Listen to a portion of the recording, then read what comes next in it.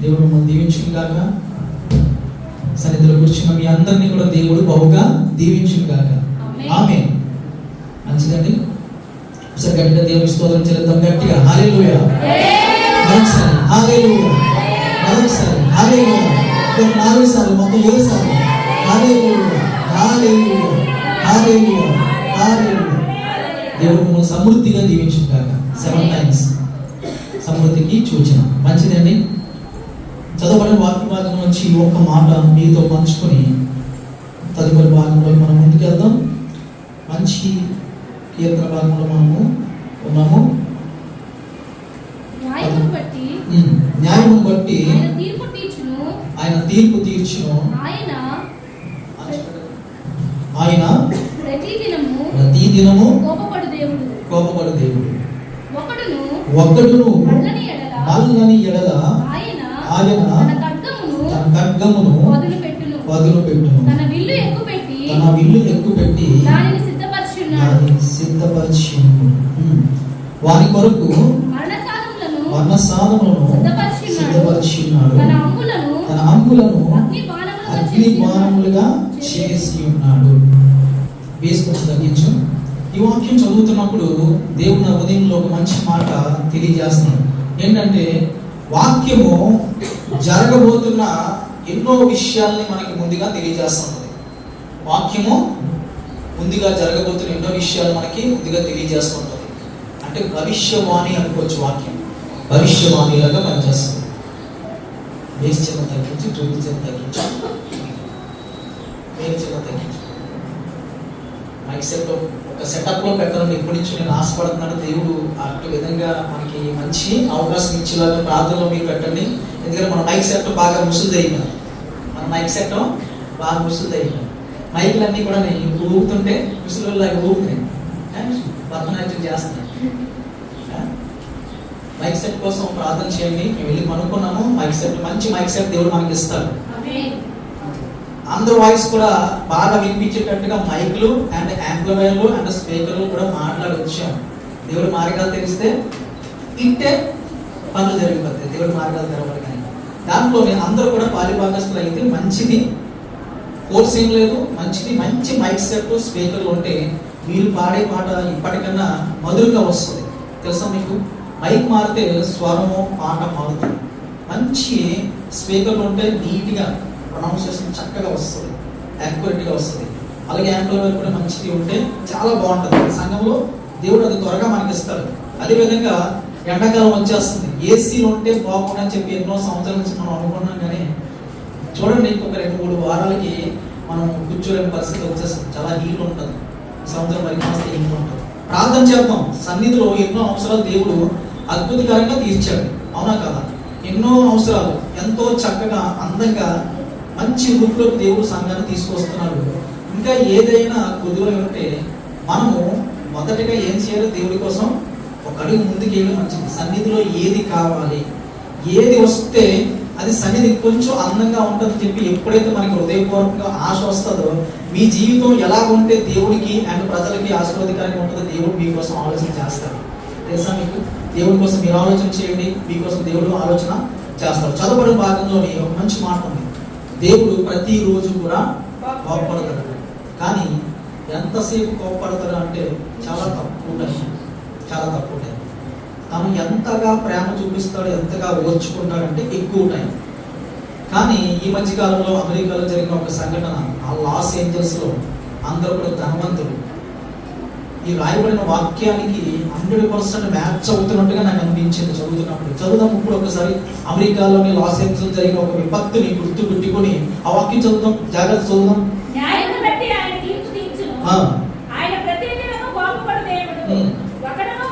ఒకడును మల్లని ఎడల తన విల్లు ఎక్కుపెట్టి సిద్ధపరిచి ఉన్నాడు. వాని కొరకు మరణ సాధనములను సిద్ధపరిచి ఉన్నాడు. తన అంబులను అగ్ని బాణములుగా చేసి ఉన్నాడు. అగ్ని బాణములుగా దేవుడు తన అంబులు చేస్తున్నాడు. ఎందుకు చేస్తున్నాడు అంటే ఒక్కడును కూడా మళ్ళట్లేదు. ఒక్క మనిషి కూడా దేవుడికి అనుకూలంగా మంచి ప్రవర్తనతో ఉంటున్నాడు అంటే ఆ యొక్క పరిస్థితి చూస్తే ఒక్కడు కూడా లేడంట. నిజంగా ఒక్కడు కూడా ఉండకున్న పరిస్థితి ఉంటుందంటే ప్రజలందరూ కూడా ఏదో ఒక విషయంలోని బంధింపబడి, ఏదో ఒక పాపంలోని, ఏదో ఒక ఆలోచనలోని బంధింపబడి అందరూ పాపం చేస్తున్నారు. కానీ ఏ ఒక్క వ్యక్తి కూడా పరిశుద్ధంగా ఉండట్లేదని చెప్పి బైబిల్ గ్రంథం మనకి తెలియజేస్తుంది. ఒక్కడు కూడా లేడంట. అక్కడ చూస్తే అనేకమైన ధనం ఉంది, కానీ ఒక్కడు కూడా మంచిగా నీతిమంతుడు లేకపోతే దేవుడు ఎవరి కోసం ఆ ఏరియాను అలా ఉంచాలి. వాళ్ళు చెడిపోతున్న కారణంగానే కాకుండా వారు ఇతరులు చెడిపోవడానికి గుంటలు తప్పే పరిస్థితికి వాళ్ళకి వచ్చేస్తుంది. ఎందుకు? ధనం ఎక్కువైపోయింది, గౌరవం ఎక్కువైపోయింది, వారికి హోదా ఎక్కువైపోయింది, అవసరాలకి మించిన ధనం ఎక్కువైపోయింది. వారి ఆలోచన ఎలా ఉందంటే వారు పాడైపోతున్నారు, వారు పాపం చేస్తున్నారు, వారు ఇతరులు మంచి వారిని కూడా పడగొట్టే ప్రయత్నాలు ఎప్పుడు చేస్తున్నారో దేవుడు అప్పుడు కల్పించుకుంటాడు. తన బాణాలు విడిచిపెడతాడు. ఏ విపత్తు కూడా దేవుడు అనుమతి లేకుండా ప్రజలను ముట్టుకోవడానికి దేవుడు అధికారం ఇవ్వలేదు. ప్రకృతి మనకి సహాయం చేయడానికి ఏర్పాటు చేసినట్ట. ప్రకృతి అంటే ఏంటనుకున్నారు చెప్పండి? ప్రకృతి అంటే దేవుడు మనకి కట్టించిన లంచ్ బాక్స్. మనం డ్యూటీకి వెళ్తే లంచ్ తీసుకెళ్తాం, ఎక్కడికైనా వెళ్తే పిక్నిక్కి వెళ్తే మనకి ఏంటి కావాలో తీసుకెళ్తాం. ఒక టవల్ తీసుకెళ్తాం. ఒక 4 రోజులు క్యాంప్కి వెళ్తే ఏం తీసుకెళ్తాం? బ్రష్ తీసుకెళ్తాం, పేస్ట్ తీసుకెళ్తాం, కొన్ని బట్టలు తీసుకెళ్తాం, సెంట్లు తీసుకెళ్తాం, ఏవో తీసుకెళ్తూ ఉంటాం కదా. అలాగే దేవుడు మనల్ని భూమి మీద పెట్టి మన కోసం ఏర్పాటు చేసిన అవసరాలే ఈ ప్రకృతి. తెలుసు, ప్రకృతిలోని వస్తువులు కానీ, ప్రకృతిలోని మొక్కలు కానీ, చెట్లు కానీ, ఫలాలు కానీ దేవుడు మనల్ని ప్రేమించి నా పిల్లలు భూమి మీదకి పంపిస్తే వాళ్ళకి ఏమి కావాలో అన్నీ సిద్ధపరిచి పంపించాడు. ఎంత గొప్ప ప్రేమ చెప్పండి, ఎంత గొప్ప ప్రేమ. మన మీద దేవుడికి ఎంతో ప్రేమ ఉండి మనకి ఏమి ఇవ్వకుండా ఎడారిలో విడిచిపెట్టలేదు. మనం ఒక భూమి మీద పెట్టాడు, మనకి ఏమి కావాలో అక్కడ సెటప్ చేశాడు దేవుడు. అంటే చాలా ప్రేమగా అన్ని అమర్చి మనిషిని తీసుకొచ్చాడు. ఈరోజు ఒక ఏరియాలో చూస్తే మనుషులు పూర్తిగా చెడిపోతే, వారి మార్గాలు చెరిపేసుకుంటే దేవుడికి కోపం వచ్చేస్తుంది. ఎంత కోపం వస్తుంది తెలుసు? చాలా ఎక్కువ కోపం వస్తుంది. కోపం వచ్చి అక్కడ ప్రకృతికి ఏం చేస్తున్నాడు? శాసిస్తున్నాడు, ప్రకృతికి ఆజ్ఞాపిస్తున్నాడు. ప్రకృతి విపత్తు వస్తుంది. అక్కడ ఒక్కడు కూడా ఉండట్లేదండి. ఒక్కడు కూడా అక్కడ నీతిగా న్యాయంగా యథార్థంగా ఉండలేని పరిస్థితి ఉంటే దేవుడికి కోపం వచ్చి అగ్నితో ఏం చేస్తాడండి? ఆ ఊరు మొత్తం కంప్లీట్గా స్మాష్ చేస్తాడు. మళ్ళీ అలా విడి చేసుకోవాలంటే చాలా రోజులు పడుతుంది, చాలా ధనం పడుతుంది. అలా దేవుడు ఎందుకు చేశాడంటే అక్కడ ఒక్కడు కూడా లేడు. ఎలా లేడు? మంచిగా లేడు. ధనం ఎక్కువైపోతే మంచోళ్ళు ఉండమన్నా ఉండరు. తెలుసా? ధనం ఎక్కువైపోతే ధనవంతుల్లో మంచోళ్ళని మనం చాలా కష్టం చూడవలసిందిగా, చాలా కష్టపడి చూసినా మనం చూడలేము. ధనం ఏం చేస్తుంది? మన మార్గాలు, మన ఆలోచనలు చెప్పేస్తుంది. అధిక ధనము ఖచ్చితంగా మన మార్గాల్ని పాపం వైపుకే నడిపిస్తుంది, మన ఆలోచనలు పాపం వైపుకే నడిపిస్తుంది. అధికమైన ధనం మీద ఆశ పెట్టుకున్న వాడు ఏమైపోతాడంటే చివరికి ఆపైపోతాడు. ధనం మీద ఆశ పెట్టుకోకూడదు. అవసరాలు తీర్చడం కోసం దేవుడు ధనాన్ని ఇస్తానికి సిద్ధంగా ఉన్నాడు. దేవుడి పిల్లలకి ఎంత ఫుడ్, ఎంత అట్మాస్ఫియర్ అరేంజ్ చేసిన దేవుడు ఆ మినిమం మనకి ఏం కావాలో అది ఇస్తాడు. మనం ఎంతవరకు తట్టుకోగలము, ఎంతవరకు పాడైపోకుండా ఉండగలము, ఆ ధనాన్ని దేవుడు ఇస్తాడు. మించిన ధనము, మించిన కోరిక, స్థాయికి మించిన ఆశ అది ఏం చేస్తుంది? పాపం వైపు మనల్ని తీసుకెళ్తుంది. దేవుడికి అది నచ్చదు. కానీ ఈరోజు అమెరికాలో చూసినట్లయితే ఎంత భయంకరమైన పరిస్థితి వచ్చింది. ఎలా వచ్చిందంటే వారికి మించిన ధనము, అధికమైన ధనము వారిని ఏం చేసింది? పాపం వైపు నడిపించింది, విచ్చలవిడితనం వైపు నడిపించింది, వ్యభిచారం వైపు నడిపించింది, ఇతరులకు హాని చేసేటట్టు నడిపించినప్పుడు దేవుడు కోపడ్డాడు. దేవుడు తన అంబుల్లోంచి అగ్నిబాణాలు తీశాడు. అగ్నిబాణాలు తీసి ఏం చేశాడు? ఖచ్చితంగా అదంతా కూడా నాశనం చేసి ఒక ఎగ్జాంపుల్గా మీరు ఇలా ఉన్నారు కాబట్టి ఇలా ఉన్నారని చెప్పి చాలా రోజులు వారి హృదయాల్లోని భయం ఉంటుంది. చాలా రోజులు పాపంకి దూరంగా ఉంటారు. మళ్ళీ కొంచెం డబ్బులు రాగానే, మళ్ళీ స్థాయి రాగానే మళ్ళీ పాపం పెరిగిపోతుంటుంది. ఇది మానవ సహజ నైజం. మానవులందరూ కూడా పాపానికి ఇట్టే లోనైపోయే పరిస్థితుల్లో డిజైన్ చేయబడ్డారు. కాబట్టి మనము అర్థం చేసుకుని ఏం చేయాలండి? ఖచ్చితంగా పాపానికి వేరుగా బ్రతకడానికి సిద్ధపడుతుంటాము. మనం చూస్తుంటే ఎగ్జిబిషన్ ఉంటుంది, చాలా పెద్ద ఎగ్జిబిషన్ పెడుతుంటాం. లోపలికి ఒక 500 మందిని అలౌ చేశారంట. 500 మందిని అలౌ చేశారు. 500 మంది లోపలికి వెళ్ళిపోయారు, ఎగ్జిబిషన్లోకి వెళ్ళిపోయారు. తర్వాత డోర్స్ క్లోజ్ చేస్తారు. క్లోజ్ చేసి ఒక అనౌన్స్మెంట్ ఇస్తున్నారు. ఎగ్జిబిషన్లో చాలా చెత్త ఉంది, చాలా మేకులు వేస్ట్గా పడిపోయి, చాలా డస్ట్ ఉంది. మీరేం చేస్తారంటే ఎవరైతే డస్ట్ కలెక్ట్ చేసి మీరు మాకు ఇస్తారో ఎంతైతే వెయిట్ డస్ట్ కలెక్ట్ చేస్తారో ఆ డస్ట్కి తగ్గట్టుగా అంతే వెయిట్ బంగారం ఇస్తామని చెప్పి అనౌన్స్మెంట్ వచ్చిందంట. ప్రజలకు అర్థం కాలేదు. ఎస్ నిజమేనేమో అని చెప్పి ఒక వ్యక్తి తీసుకెళ్ళి ఒక మేక్ దొరికితే తీసుకెళ్తే ఆ మేకు ఒక 100 గ్రాములు వస్తే తనకి ఎంత బంగారం ఇచ్చారంట. ఇదేదో బాగుందని చెప్పి మొత్తం ఉన్న 500 మంది ఆ ఎగ్జిబిషన్ చెత్త అంతా ఎత్తేసి, పేపర్ అయితే పేపర్, చెక్ ముక్క అయితే చెక్ ముక్క, ఏదో డస్ట్ అయితే డస్ట్, ఏదైతే అది ఎత్తేసి తీసుకెళ్ళడం, వెంటనే ఇంత బంగారం తీసుకోవడం, ఇంత బంగారం తీసుకోవడం తీసుకుంటారంట. అలా తీసుకుంటారంట. ఎప్పుడైతే అదంతా నీట్గా అయిపోయింది, ఎగ్జిబిషన్ అంతా చాలా నీట్గా అయిపోయింది, బయటకు వెళ్ళేసరికి అందరూ చాలా ఆనందంగా ఉన్నారు, చాలా ఆనందంగా ఉన్నారు. చెత్త ఇస్తే దేవుడు అక్కడ ఉన్న గేట్ కీపర్ ఏం చేస్తున్నాడు? బంగారము ఇస్తున్నాడు. చెత్తకి బంగారం ఇస్తారా? చెత్తకి ఇవ్వడు, కానీ అక్కడ ఇస్తున్నారు.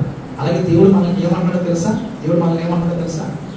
చెత్త లాంటి యొక్క జీవితంలో ఉన్న డబ్బుని కానీ ధనాన్ని కానీ ఈ యొక్క చెత్త అనుకునే దాన్ని దేవుడి కోసం ఖర్చు పెడితే, దేవుడి కోసం ఇస్తే నిజమైన బంగారం ఇస్తాడు దేవుడు మనకి. దేవుడి స్తోత్రం కలిగిన నిజమైన ఆస్తిని మనకి ఇస్తాడంట. మనము ఒక టెస్ట్ లో ఉన్నాము, ఒక ఎగ్జిబిషన్ లో ఉన్నాము, ఒక అనౌన్స్మెంట్ వచ్చింది. మన చేతిలో ఏముంది? మన చేతిలో ధనం కానీ బంగారం కానీ వెండి కానీ ఆస్తులు కానీ ఇవన్నీ కూడా ఎలాంటి దేనితో సమానం? అదంతా కూడా డస్టే, అదంతా కూడా డస్టే. బంగారం కూడా డస్టే. ఒక రకమైన లిమిటెడ్ గా ఉన్న డస్ట్, అది ఒక రకమైన లిమిటెడ్ గా ఉన్న డస్ట్.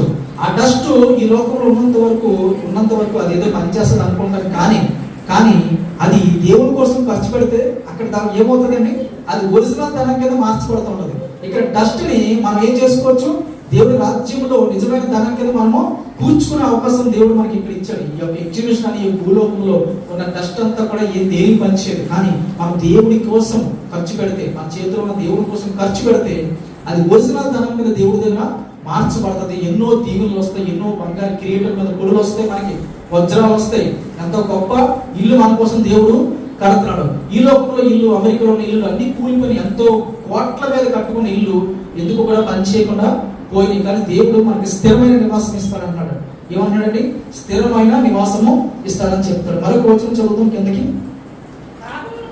పాపం కనుటకు వాడు ప్రసవ వేదన పడుచున్నాడు, చేతును గర్భమును ధరించిన వాడే అబద్ధము కని ఉన్నాడు. వాడు గుంట త్రవి లోతు చేస్తున్నాడు, తాను తవ్విన గుంటలో తానే పడిపోయిను. వాడు తలంచిన చేటు వాడి నెత్తి మీదకి వచ్చాం.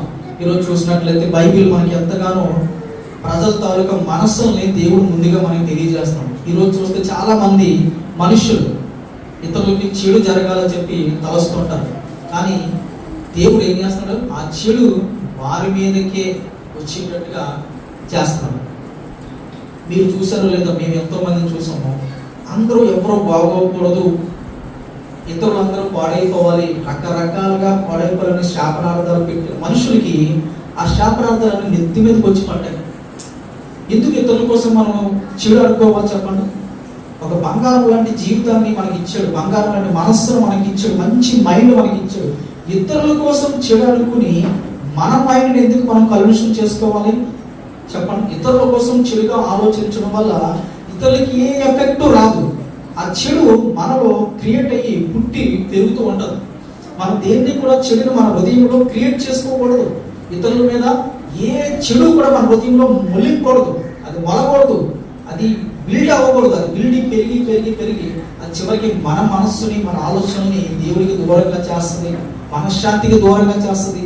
ఇతరులకు ఏదైతే జరగాలని నువ్వు ఆశ పడుతున్నావో ఒకవేళ పొరపాటున అది తిరిగి నీ నెత్తి మీదకి వస్తే ఏం జరుగుతుందని చెప్పండి? ఎంత భయంకరమైన పరిస్థితి. అందుకే ఇతరులందరూ బాగుండాలని చెప్పి దేవుడు ఒక ఆజ్ఞ కింద మనకి ఇచ్చాడు. ఏమంటాడు? ఇతరులందరూ బాగుండాలని నువ్వు అనుకో, అందులో నువ్వు వస్తావు. ఇతరులందరూ బాగుండాలనుకుంటే నీకు మనశ్శాంతి ఉంటుంది. ఇతరులు బాగుండాలన్న మనస్సు దేవుడికి ఇష్టమైనది. అది అందరూ బాగుండాలని ఆశపడితే అది దేవుడికి ఇష్టమైనదంట. అలాంటి ఆశ కలిగిన ప్రాణాన్ని దేవుడు తృప్తిగా ఉంచుతాడంట. అదే కాకుండా పక్క వాళ్ళందరూ పాడైపోవాలి, ఫ్రెండ్స్ అందరూ మాతో పాటు ఉన్న ఫ్రెండ్స్ అందరూ నాకన్నా కిందనే ఉండాలి, అలా పాడైపోవాలి, వాళ్ళ కుటుంబం అలాగవ్వాలి ఇలాగవ్వాలని ఎవరైతే అనుకుంటున్నారో తిరిగి తిరిగి అది ఏమంటుంది? బైబిల్ ఏం చెప్తుంది? ఎంత స్పష్టంగా చెప్తుంది?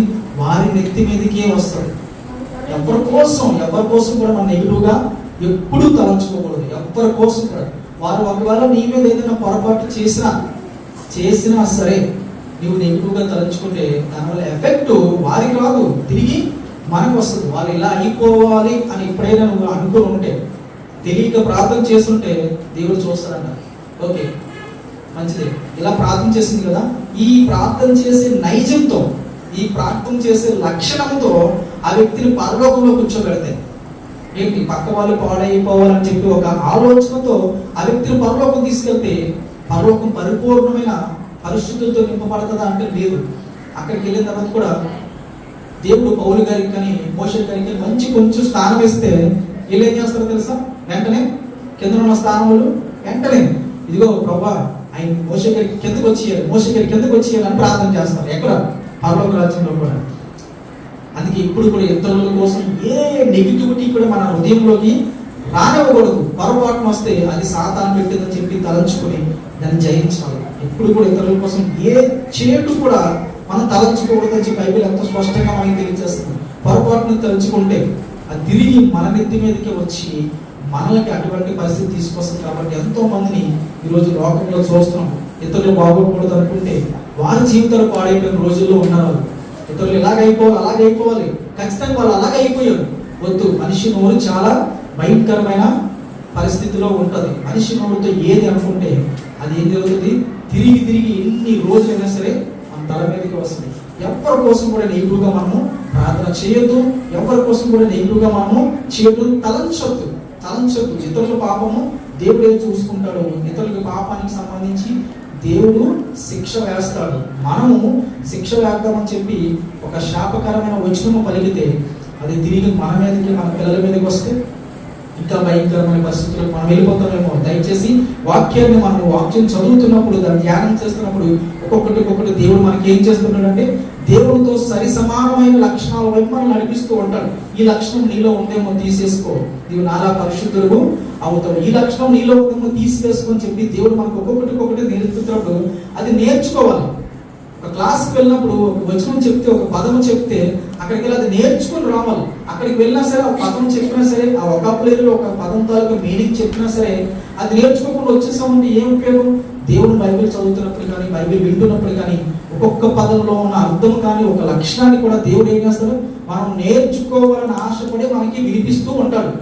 అందుకే చెప్పండి, ఆత్మ సంగముతో చెప్పు మాట హృదయంలో ఉన్న చెవి గలవాడు వింటాడు. ఈ చెవులు పనిచేయవు ఎప్పుడు కూడా, ఈ పని ఈ చెవులు అని చేయు. హృదయంలో ఆత్మకు చెవులు ఉంటాయి, అవి వేగునే లెగిసి ప్రార్థన చేసే వారికి యాక్టివ్గా ఉంటాయంట. వేగునే లేవాలి, ప్రార్థన చేయాలి, యాక్టివ్గా ఉంటే అప్పుడు దేవుడు చెప్పే ప్రతి మాట కూడా మనకి వినబడుతూ ఉంటుంది. ప్రతి మాట కూడా మనకు అర్థమవుతూ ఉంటుంది. ఆ మాట ప్రకారంగా బ్రతికితే మనకే మేలు కలుగుతుంది అన్న ఫీలింగ్ మనకు వస్తుంది. బైబిల్ వచనం చదువుతున్నప్పుడు చేతులు తలంచకూడదు, అది మళ్ళీ తిరిగి మన మీదకి వస్తుంది అని చెప్పి దేవుడు చెప్తారు. కాబట్టి మనం పొరపాటును కూడా చేటు వైపు, తలంపు వైపు వెళ్ళకుండా మనం కంట్రోల్ చేసుకోవడం అలవాటు చేసుకుంటే దేవుడు మనల్ని ఏం చేస్తారు, పరిశుద్ధపరుస్తాడు. మీ అందరినీ కూడా దేవుడు అలా పరిశుద్ధపరిచి బలవంతులుగా, శక్తివంతులుగా తీర్చిదిద్దును గాక. ఆమేన్. అందరూ లేచి నిలబడదాం. యవనస్తులు ముందుకు వచ్చి కొన్ని నిమిషాలు మన ఆరాధన నడిపించుండగా అందరం పాల్గొందాం. దేవుడు మనం దీవించును గాక.